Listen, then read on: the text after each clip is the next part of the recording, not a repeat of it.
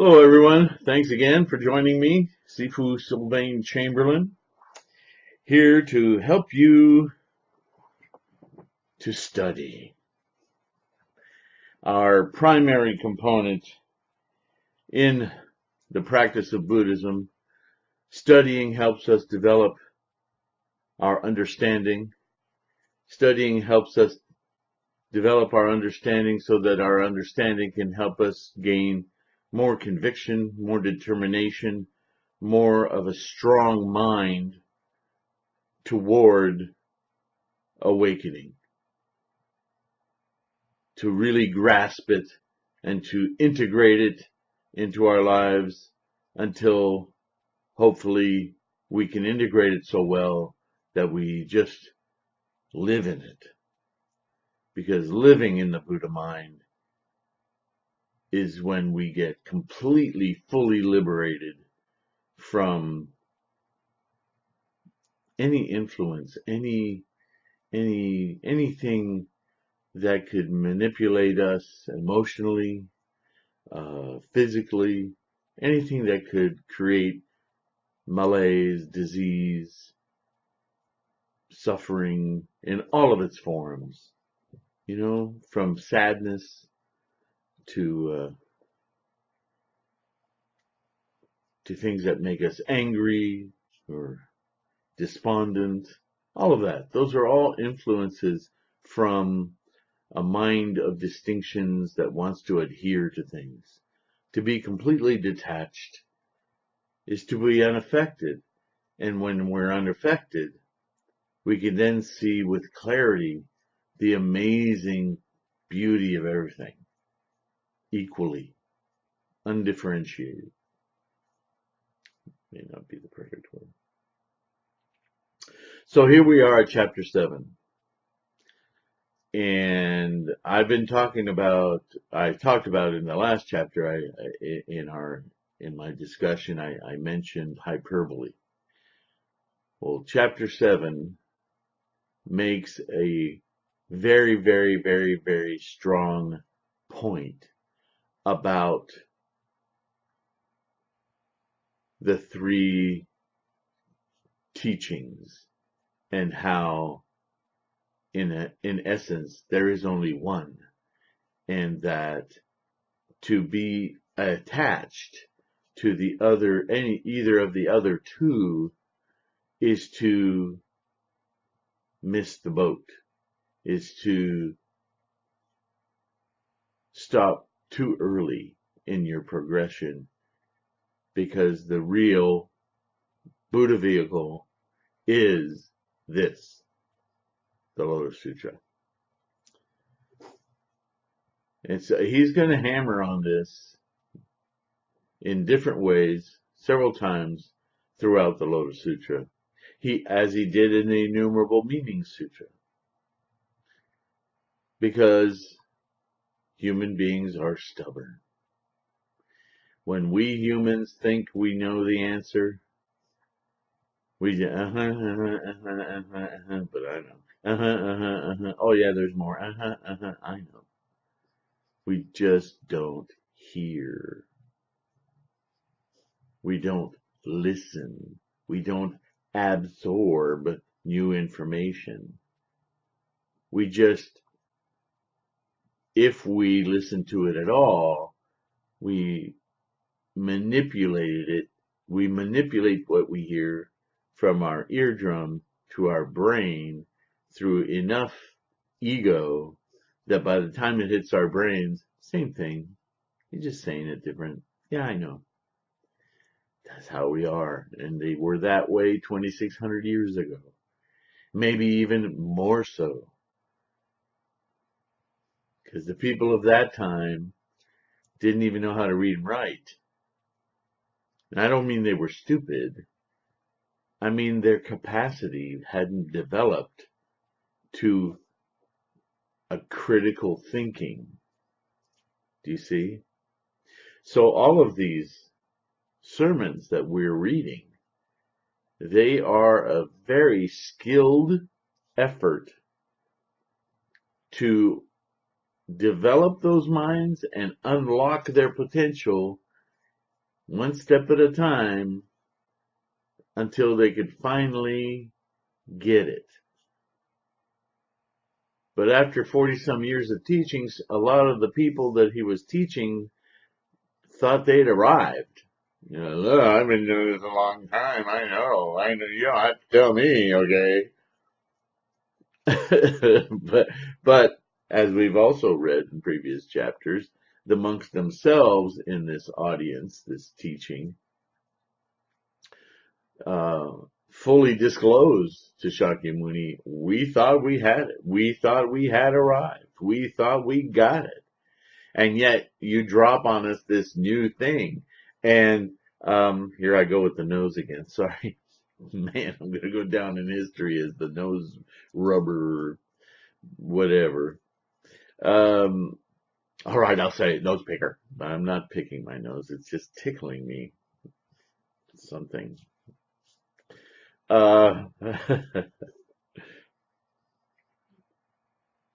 Saying in effect, we do understand what you're saying, but we only see ourselves as capable of teaching it to others, not actually, arriving to that level of understanding ourselves. We only know it well enough to teach it.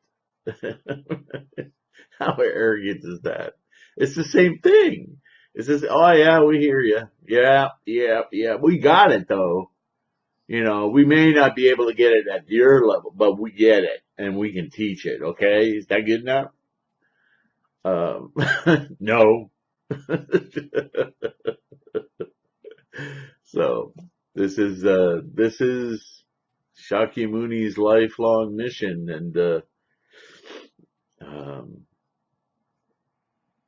wow, talk about obstacles. But he did it, and I don't think he would be surprised to know that in the 21st century, same thing. We have much greater capacity to understand, but we also, at the same time, have much greater capacity for distraction, for lack of attention. You still there? I can't snap my fingers anymore. All right, so before we get into this, let's do Daimoku Sancho. And again, there's a couple of really, really important points in this chapter, but they can get lost in this huge hyperbole as he's trying to get to these people to understand that they're not there yet. Here we go. Namu Myoho Renge Kyo. Namu Myoho Renge Kyo. Namu Myoho Renge Kyo.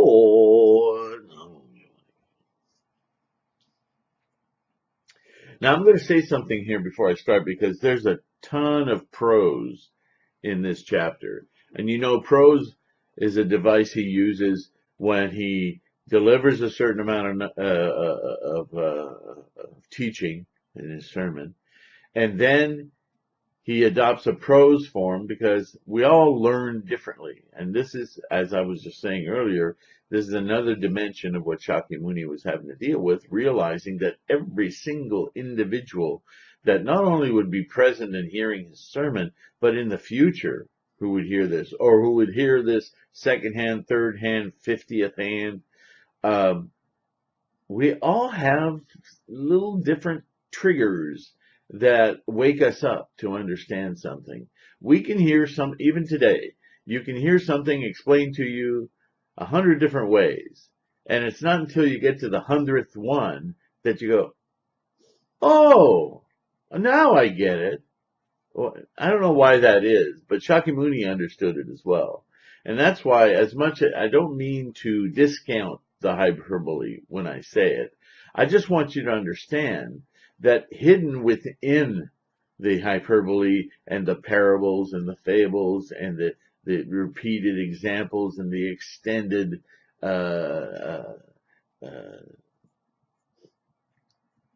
quantification of things to the point of ridiculousness. All has intent. It has very strong intent, number one, to get your mind to go where it's not comfortable, to get your mind to understand that there's more than what you think you understand. That's a very difficult thing to teach. You kind of have to bring the mind along, right? And everybody understands things differently, so you may repeat the same idea from a different angle so that as you travel through the words, something will tip off the listener to, well, wait a minute, what did you just say? And they'll go to that mental place where they are expanding their understanding. And that, therefore, once that happens enough, they will gain understanding of the meaning of what you're saying. The meaning comes even later, because understanding what's being taught to us is again our human pattern making and quantification. We like that. When we understand something, oh, I can put that block here. It fits.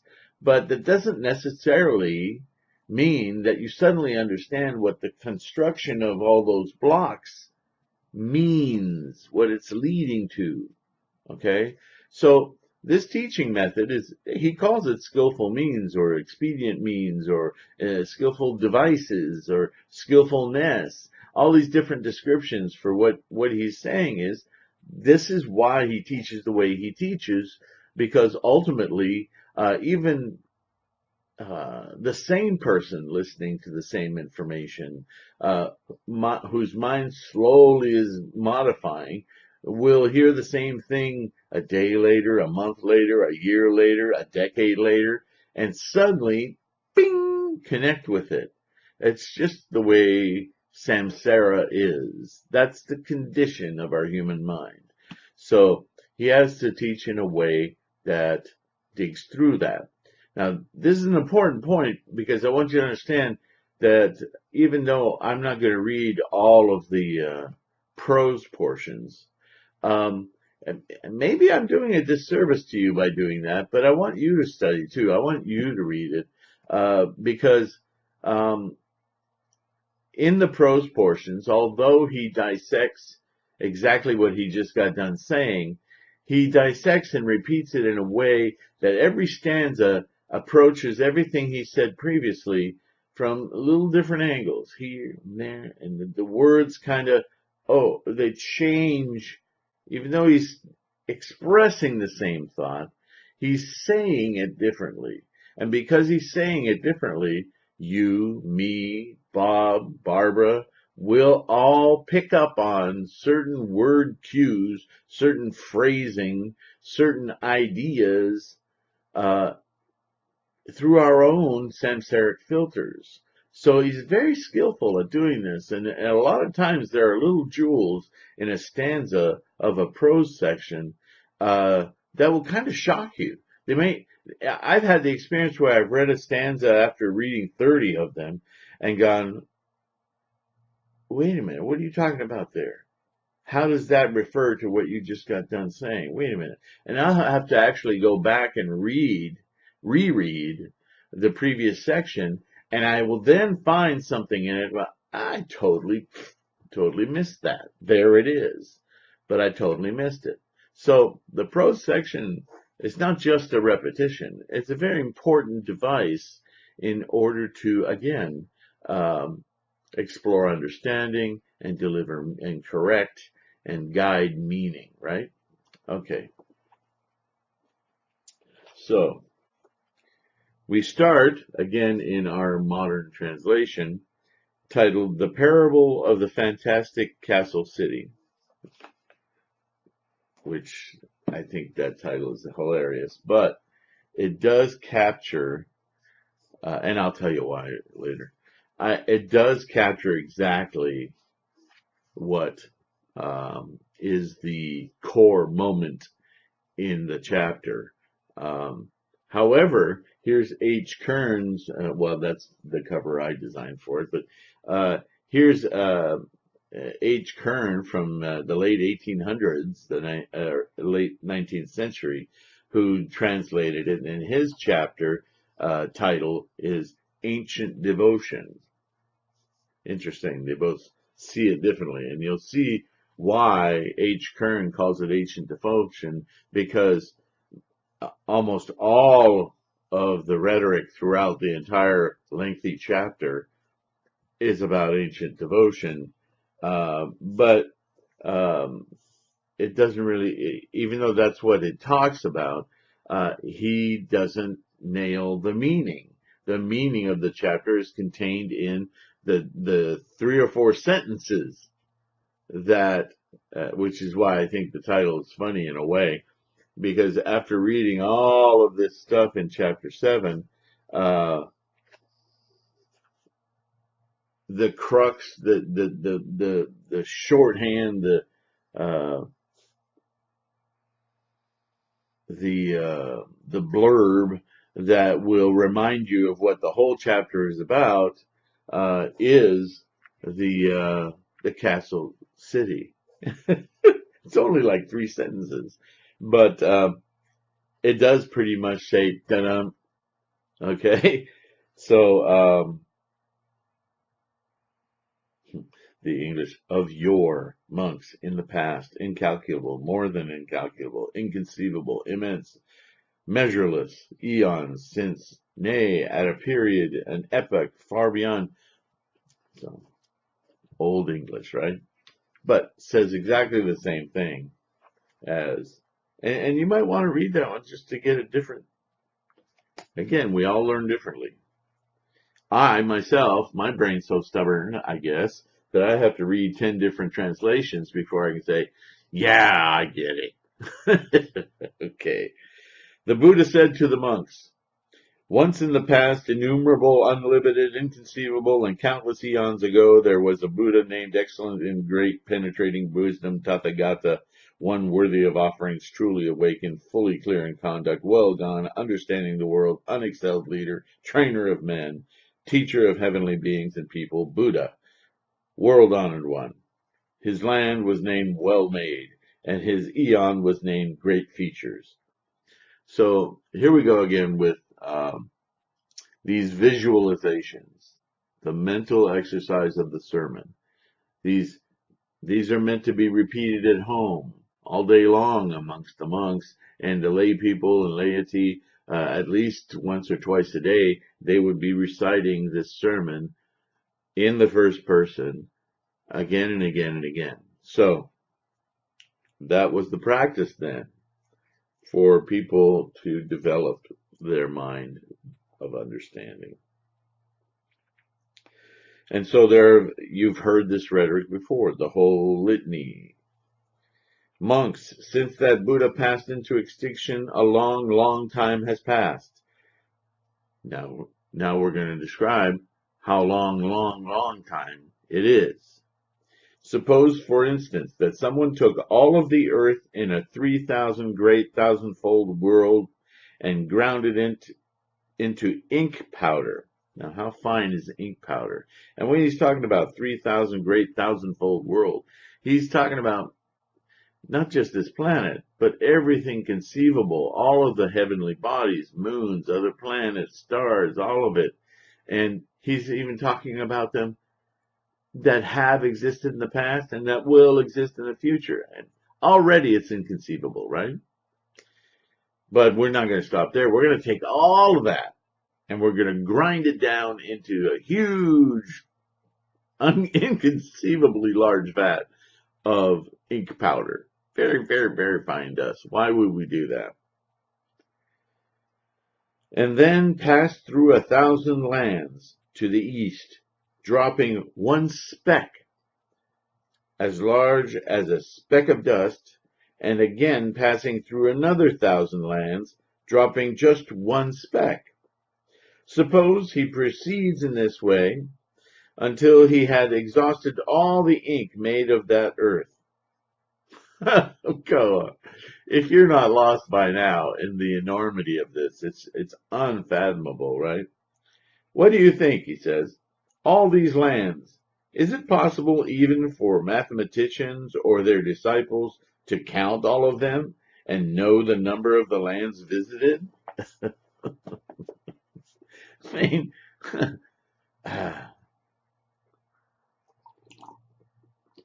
hyperbole? No, it is not, world-honored one.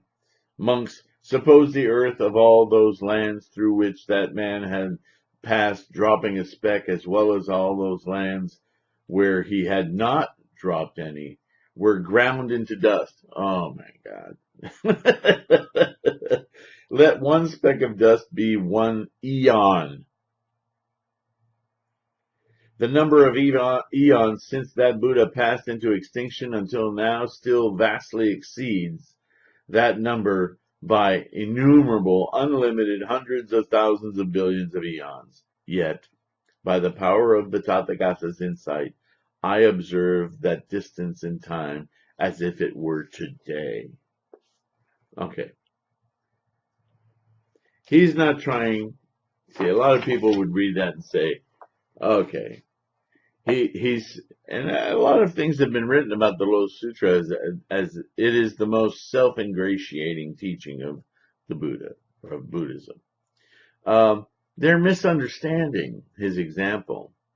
What he is saying is that to be like him, fully awakened in the Buddha mind, is to know and to understand and to observe the process of life that has been unchanged since no beginning, time so distant that the point is this never changes. Being fully enlightened today is no different than it would have been billions and billions and billions of pre-universe. It's the same. This is what feeds my interpretation to you of energy. Okay? Pre-kinetic energy, pre-momentum, pre-instantiation of form is quiescent energy, potential. Potential never changes. It's just potential. And potential has no limits. Knows no limits. The idea of the word limit makes no sense in terms of potential. It is that immense as it is that constant as it is no thing. Not nothing, but no thing. Read Lawrence Krauss's book on a universe from nothing. Even speaking non-spiritually, speaking from the language of science only, he comes to this point where these days they're trying to find answers through quantum gravity waves, because particles come in and out of existence constantly in what we used to term, or scientists used to term, empty space. But they figured out that empty space, in order for things to work the way that they do in our physics, has mass. How can that be? Even Buddha talked about the truth of everything is it is like space. It is not nothing. It is no thing. It is a transient area. It is quiescent energy. It is, science will come up with a name for it. So here we start with the prose. I remember in a past world, innumerable unlimited eons ago, a Buddha most honored of people, named excellent and great penetrating wisdom. Suppose someone used his strength to grind up the earth of 3,000 great thousandfold command. Now, you see, I just read those examples in the story, but he didn't say, suppose someone used his strength to grind up the earth of 3,000 thousandfold worlds. He said, suppose a man does this.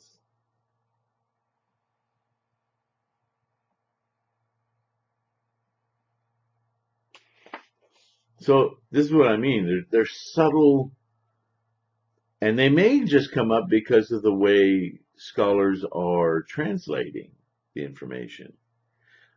Or they may in fact be, and I think more likely, that when Shakyamuni spoke in verse, he invoked other little forms of understanding to reach more people and to deepen understanding toward meaning.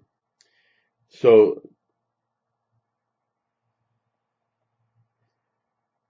this whole example, since that Buddha passed into extinction, an immeasurable number of eons like this have passed. With unhindered wisdom, the Tathagata remembers the time of the extinction of that Buddha and his Shravakas and Bodhisattvas as if they were, as if I were seeing it now. So he goes from self to third person a lot. But there's a reason. With this unhindered wisdom, the Tathagata remembers. Because what is the Tathagata? The well gone, the unborn. The Tathagata, the suchness. It's the Buddha mind. And then he says, I, because he is an apparition of the Buddha mind. So he's indicating right here that Tathagata is timeless. And I, having inculcated in myself as a human that timeless Tathagata, I am Buddha. I, in this function of Tathagata, see without the encumbrance of time. There is no time. Now, who's going to understand that? Especially 2,600 years ago. So everything he's talking about, he puts into an earthly form so people can have mental access to what he's trying to say. And eventually, people will get it, hopefully, right? That's the whole skillful means, the whole idea. So then he goes into conversation again.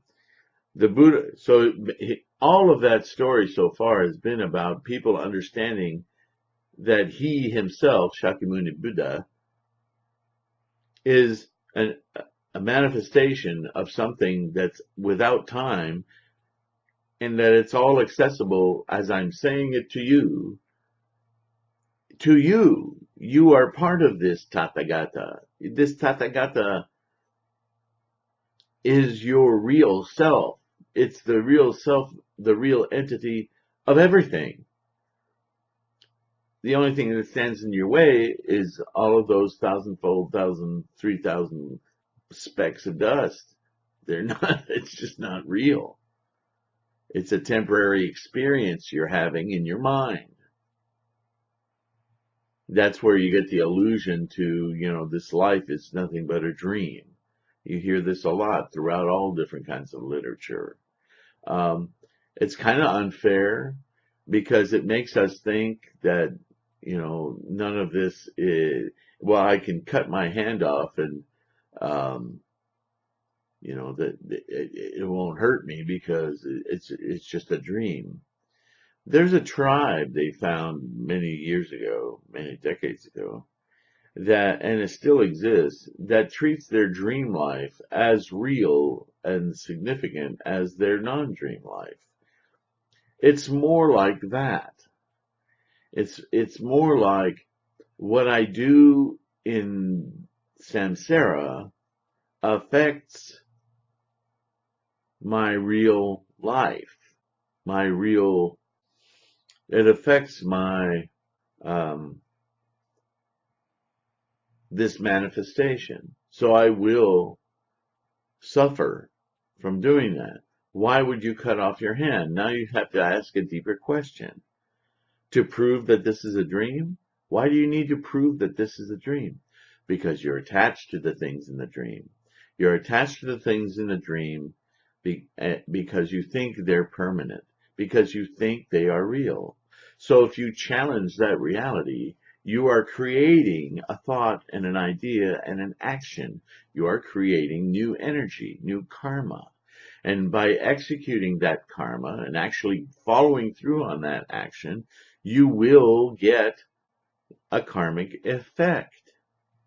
The effect isn't absolute, but the effect is the other side of karmic energy.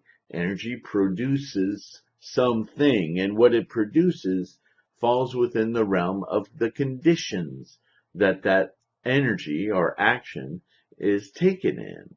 And the conditions are the myriad conditions under which you are having this manifestation, as well as that specific moment, the environment, every influence incalculable that goes into you actually cutting off that hand.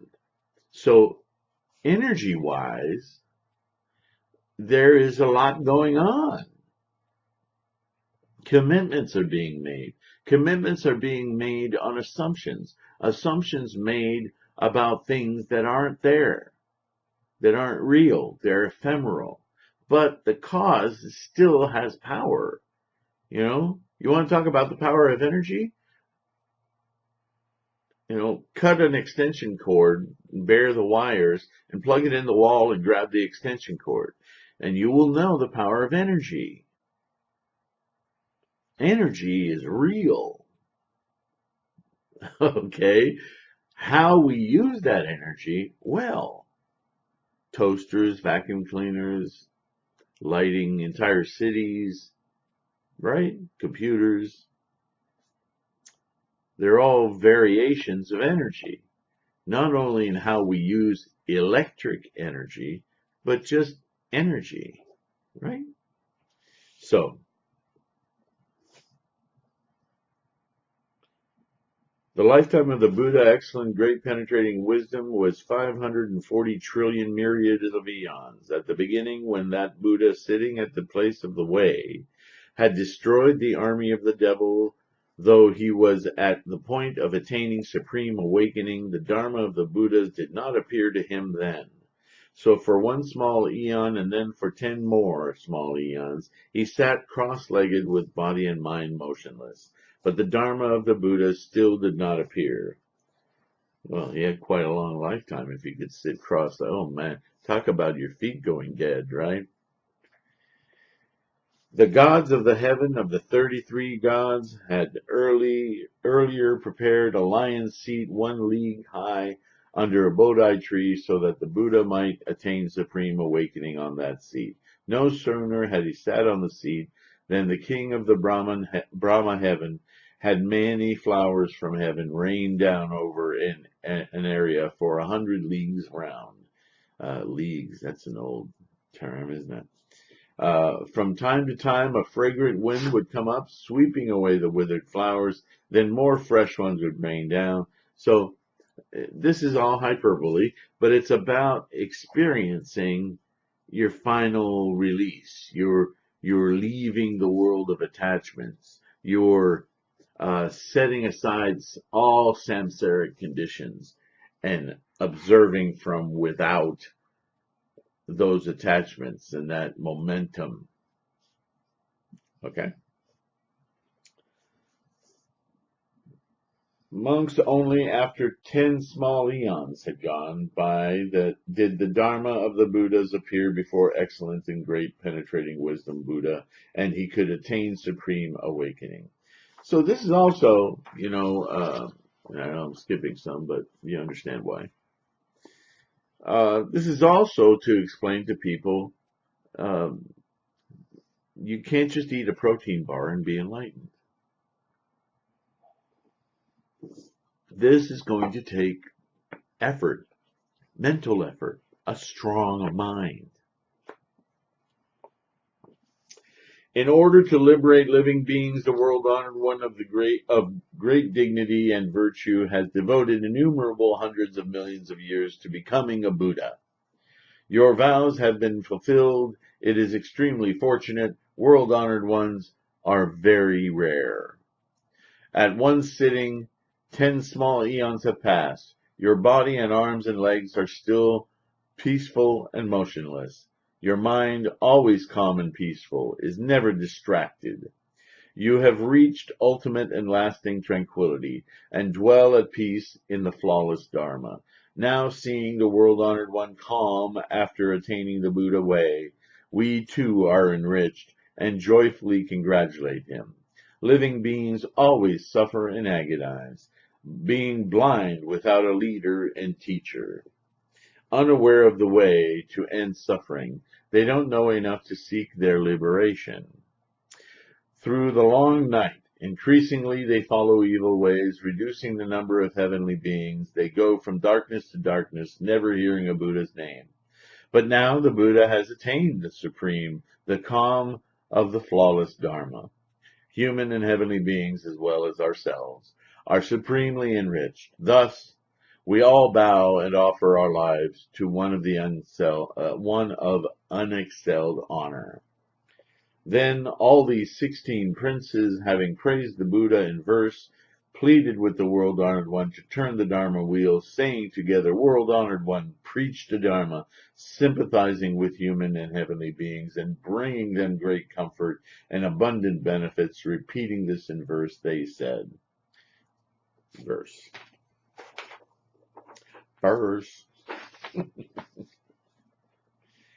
The Buddha then told the monks, when excellent in great penetrating wisdom, Buddha attained supreme awakening, 5 million Buddha lands in each of the 10 directions trembled and shook in 6 ways. Even the dark and secluded places in those lands where the light of the sun and moon never shines were all lit up, and all living beings could see each other and exclaim together, "Where have all these living beings suddenly come from?" Again, a lot of what he's talking about is just that moment of enlightenment. Kind of harkens back to the Avatamsaka Sutra, where he just talks about the experience of being enlightened. That's why he only taught that for a couple of weeks, because everybody looked at him like it was nuts. They just couldn't grasp what he was talking about. Well, that's fanciful. That's really cool. What's that? And, they just didn't have the background, the understanding to get what he was talking about. So now we're into the last 8 years or so of his life of teaching. He's taught for some 40 some years, 42 years, and he's finally just now raised enough, elevated their thinking, their capacity to the point where, okay, I can get back to this moment here. And so he spends a lot of time describing the moment of awakening and how profound it is. Okay, that's what we're reading here. There's a lot more parable in here.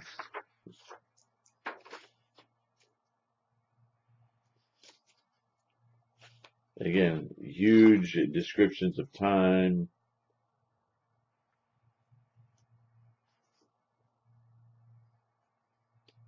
Again, describes different aspects of Tathagata being in our Buddha mind. Now the Buddha has appeared in the world to be the eyes for living beings, one to whom the world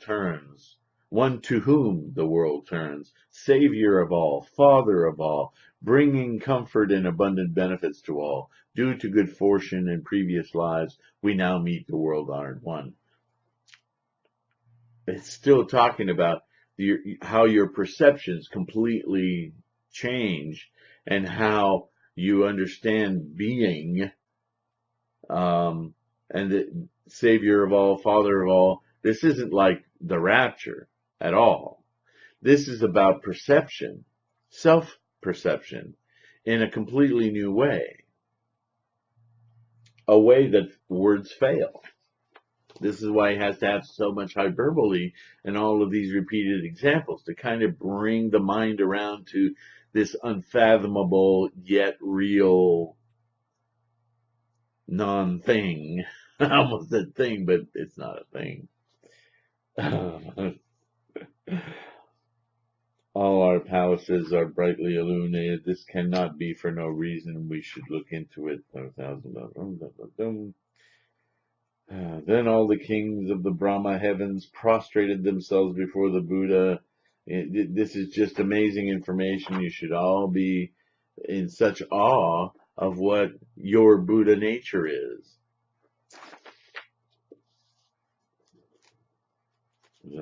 A lot of different stories and angles. He just keeps on really driving the point home. This isn't, you don't get it yet. You really don't. So here we come to one of the meatier sections. At that time, the Tathagata, excellent in great penetrating wisdom, receiving the pleas of the kings of the Brahma heavens, of the 10 directions, and of the 16 princes, immediately turned the Dharma wheel of the 12 spokes 3 times, right? 3 times the repetition. It's a very formal device. The 12 spokes, interesting. Neither mendicants, Brahmins, heavenly beings, devils, Brahmas, nor any other beings in the world are able to do such turning, he said. This suffering, this is the cause of suffering. This is suffering. This is the elimination of suffering. This is the way to the elimination of suffering, to attain the Buddha way. Then he taught the 12 causes and conditions. This is derivative of the Nidana that was taught early on, the 12-linked causal chain, the thing that causes, that precipitates our attachments, our samsaric reality. And he describes them here. The 12 causes and conditions, namely ignorance, causes actions. Because we're ignorant of the true nature of the process of life and of potential, we start stabbing at it. Well, what about this? Well, what about that? What is this? What is that? We start taking actions, physical actions in this samsaric experience. Actions cause consciousness. When you open your eyes in the morning and you get up, you become more and more conscious of the self, the chair you were in, the bed you were in, the taste in your mouth, right? Your consciousness awakens because you've taken action. Consciousness causes name and form, because if you're conscious, what are you conscious of? You're conscious of other. You're conscious of yourself as distinct from your environment. So everything has a name because it has a form. If it has a form, it has a name. That's what we do. That's the human condition, right? We look for patterns. Patterns are identification. Identification is name and form. And name and form cause the 6 kinds of senses. If it has a form, we generally name it because of the way we interact with that form. Do we touch it, smell it, taste it, hear it, see it? What color is it? What shape is it? How hard is it? Right? You need the 6 senses in order to do that. The 6th being a mental one, the one that constructs all of this, the mind. The 6 kinds of senses cause contact. Because how can you determine if it's hot or watery or hot or cold, hard or soft? Because you have to have contact with it with your hands, with your eyes, with your ears, with your nose. Those are all forms of contact. Contact causes sensation, because if you're going to contact something, you're going to have to interpret what that contact is. That is a sensation that our brain works out. Sensations cause desires. Oh, that's a soft thing. I want to touch it more. Oh, that's a warm thing. I want to put that under my neck because my neck is sore. On and on and on. Desires cause attachment. I really like that pillow. Attachments cause existence. That pillow is now something real to me, and my sensations of experiencing that pillow are also real to me. Everything becomes real. Real is another word for existence in samsara, isn't it? Existence causes birth. In other words, the manifestation of stuff. Birth causes old age and death, anxiety, sorrow, suffering, and anguish. The pill is getting old. I've got to wash it. It stinks. It doesn't have the same fluff it used to. I don't enjoy the pillow anymore. I'm going to have to throw it away. If ignorance is extinguished, back to the first of the 12. If ignorance is extinguished, then action is extinguished. If action is extinguished, then consciousness is extinguished. If consciousness is extinguished, then name and form are extinguished. If name and form are extinguished, then the 6 kinds of senses are extinguished. If the 6 senses are extinguished, then contact is extinguished. If contact is extinguished, then sensation is extinguished. If sensation is extinguished, then desire is extinguished. If desire is extinguished, then attachments are extinguished. If attachments are extinguished, then existence is extinguished. If existence is extinguished, then birth is extinguished. If birth is extinguished, then old age and death, anxiety, sorrow, suffering, and anguish are extinguished. I'm going to remind you once again, this is a mental exercise. So when he says extinguished, he doesn't mean set it on fire. Okay, that's an act of its own. That's the part of being stuck in the chain. What he's saying is if mentally you can deconstruct how things affect us, how we become attached, if you can remove the components, you can recognize them anyway as you experience them. That's the first big step, right? Then you can work on when you know, it's like watching a child, play versus the way they try to manipulate you into getting something they want. Boy, they learn that early, don't they? You see it coming. It's so obvious, right? I mean, you can tell by the way they're walking toward you. Oh boy, little Johnny's going to ask me for this. Watch. It's so funny. Look how he moves his foot and drops his head to one side. I see it coming, right? This is what Shakyamuni is trying to teach us all to do with our own methods of instantiating permanence, because that's what's killing us mentally. That's what's causing us anguish in life. If you want to be liberated from the anguish, the suffering, the sorrow, all of that, then you need to stop clinging to thingness. How is it that we cling to thingness? Well, here's 12 steps that are involved in the way we manifest clinging. If we can start to take apart or even just recognize that when we're clinging onto something, we're clinging on it because of ignorance, causes, consciousness, desire, touch, sensation, all of those things, right? All those 12 things are experiences in the samsaric mind. That's the condition that samsara creates in the mind.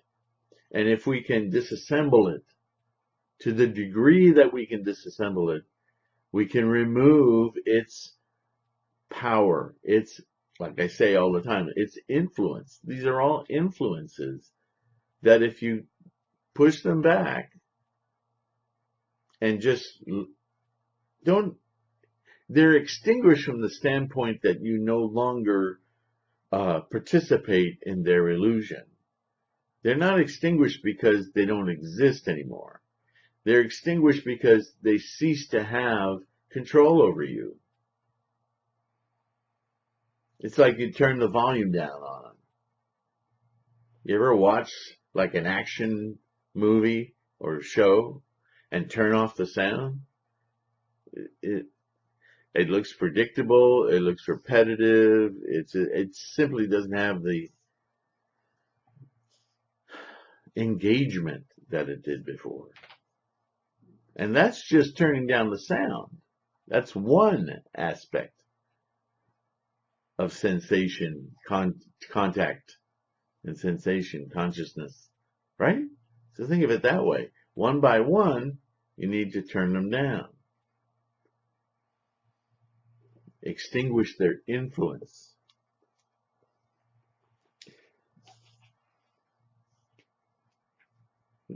The 8 trillion people in the assembly, led by the wheel-turning saintly king, seeing that the 16 princes had left their home to become novices, wanted to do the same. Hearing this, the king permitted them to do so. So now he's talking about the things that will inspire you to take up this path, this bodhisattva path, to find the Buddha way of the great vehicle. Then that Buddha, responding to the pleas of the novices after 20,000 eons had passed, in the presence of the 4 groups, preached this great vehicle sutra named the Lotus Flower of the Wonderful Dharma, the Dharma by which bodhisattvas are taught and which Buddhas watch over and keep in mind. You've heard this before. When he had preached this sutra, the 16 novices, for the sake of supreme awakening, all received and embraced it, learned and recited it, and deeply understood it. Learned and recited it. While this sutra was preached, the 16 bodhisattva novices all accepted it, and they developed their conviction, their determination, their strong mind. Among the many Shravakas there were also those who believed in it and understood it. But all the others, thousands of billions of kinds of living beings, had doubts. The Buddha preached the sutra for 8,000 eons without resting. When he had finished preaching it, he entered a quiet room and meditated for 84,000 eons. Then the 16 bodhisattva novices, knowing that the Buddha had entered the room and was meditating quietly, each got a Dharma seat, and for 84,000 eons taught and explained the wonderful Dharma Flower Sutra everywhere to the 4 groups. Remember the 4 groups, right? Men and women monks, men and women lay people. In this way they saved myriads of beings. After 84,000 eons had passed, excellent and great penetrating wisdom Buddha arose from his meditation, went up to the Dharma seat, and quietly sat down. Addressing the whole great assembly, he said, such bodhisattva novices... Oops, you know what? We're at 54 minutes already, so I'm going to run out of time. I'm going to stop here, but I just want to make this last point just to finish this off. This will be part 1, obviously. He's talking about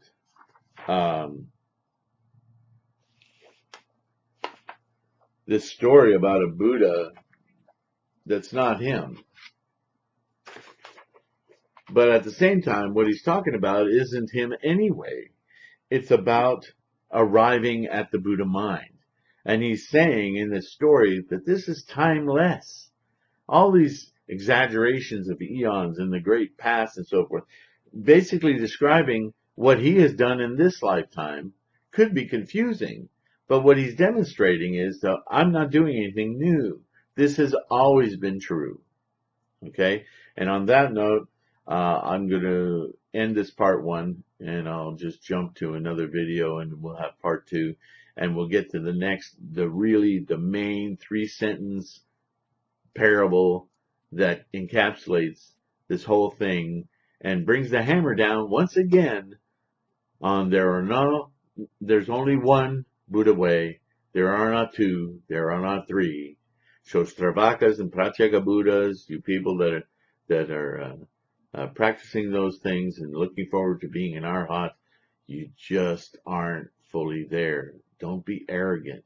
Understand there's a final step for you that will be so immense, as he's been describing in hyperbole. You want to do this. Don't stop where you are.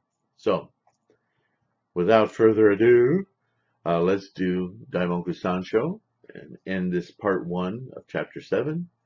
Look forward to the next part, okay? Nam Myoho Renge Kyo. Nam Myoho Renge Kyo. Nam Myoho Renge Kyo. Thank you so much. Visit my Patreon page. Help if you can. But keep watching. Love you guys.